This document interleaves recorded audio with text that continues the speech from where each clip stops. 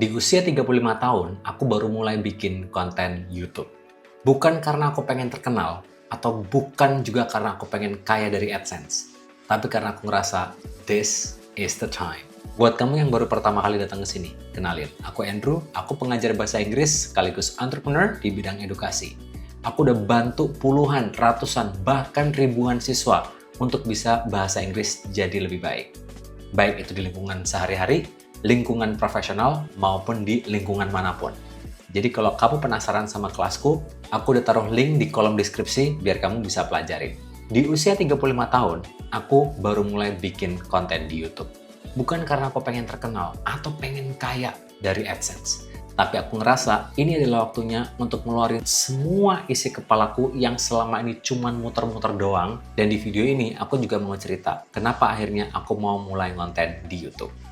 Bagian yang pertama, perjalanan kontenku nggak mulus. Sebenarnya aku tuh udah mulai konten di sekitaran tahun 2017. Pernah juga beberapa kali upload di YouTube, tapi jujur deh guys, aku lebih sering konten di Instagram dan juga di TikTok. Alasannya tuh simple guys.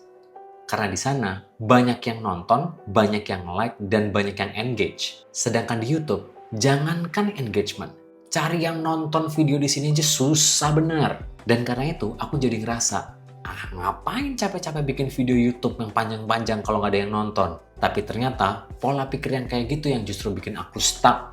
Aku jadi punya fixed mindset yang tanpa sadar itu bikin aku takut mencoba hal-hal baru yang di luar comfort zone-ku. Bagian yang kedua, ego dan titik balik. Beberapa waktu lalu, aku sempat nonton podcastnya Pak Gita Wirjawan dan juga Dr. Tirta Mandirahudi. Di podcast itu, Dr. Tirta tuh cerita kalau dulu egonya dia tuh tinggi banget guys. Kalau kamu ingat di awal-awal COVID ya, tahun 2020-2021, tuh Dr. Tirta rambutnya sempat pink tuh. Nah itu adalah waktu pas dia egonya lagi tinggi-tingginya. Dia cerita kayak gitu. Hal itu semuanya berubah waktu pas dia naik sepeda dari Jakarta ke Jogja. Dan ada supir truk yang ngebantuin dia untuk nerangin jalannya dia waktu pas dia lagi sepedaan ke Jogja.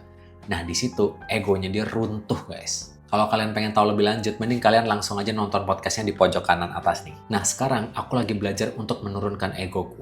Ya sebenarnya nggak apa-apa kalau bikin konten dan nggak ada yang nonton. Nikmatin semua proses yang aku laluin. Bahwa sebenarnya nggak apa-apa. Yang namanya baru mulai itu pasti jelek dan pasti salah. Embrace that. Dan di sini aku mulai percaya bahwa setiap kali kita mencoba hal baru, pasti awal-awalnya jelek, pasti awal-awalnya salah. Dan mindset yang harus kita terima adalah embrace the crap. Terima aja kalau konten pertamamu itu nggak sempurna. Yang penting kita seneng ngejalanin prosesnya. Dan kita terus belajar sambil kita ngejalanin proses itu. Bagian yang ketiga, YouTube sebagai jurnal digital. Dari kecil sampai sekarang, aku tuh adalah orang yang suka banget sama ngomong. Tapi aku nggak jago nulis. Jadi, bikin video ini adalah caraku untuk mencatat semua hal-hal yang ada di kepalaku. Bisa tentang keresahan, bisa tentang pelajaran hidup, bisa tentang ide-ide yang begitu muncul aja pas aku lagi ngelamun. Jadi, ini akan menjadi semacam jurnal digitalku. Dari dulu, aku tuh suka fotografi sama videografi. Tapi sayangnya, aku tuh nggak pernah kepikiran kalau itu harus didokumentasikan dengan baik, itu harus disimpan dengan baik. Jadinya, semua fotografi, semua video-videografi yang aku udah kumpulin dari dulu, itu tuh hilang gitu aja. Ada yang kehapus, ada yang rusak, ada yang korup, ada yang bingung aku taruh di mana. Ya pokoknya hilang gitu aja. Dan baru belakangan ini, aku tuh sadar kalau momen itu nggak akan terulang lagi. Aku nyesel banget. Aku tuh nggak nyimpen baik-baik semua fotografi sama videografiku yang dulu-dulu. Karena itu tuh nggak bakal keulang lagi ke depannya guys. Makanya lewat YouTube ini, aku mau lebih serius lagi untuk ngumpulin dan mendokumentasikan semua perjalanan hidupku. Baik itu momen yang besar maupun yang kecil. Dan sebagai bonusnya, siapa tahu kalian juga bisa mendapatkan manfaat dari apa yang aku share di sini. Bagian yang keempat, harapan untuk saling terkoneksi.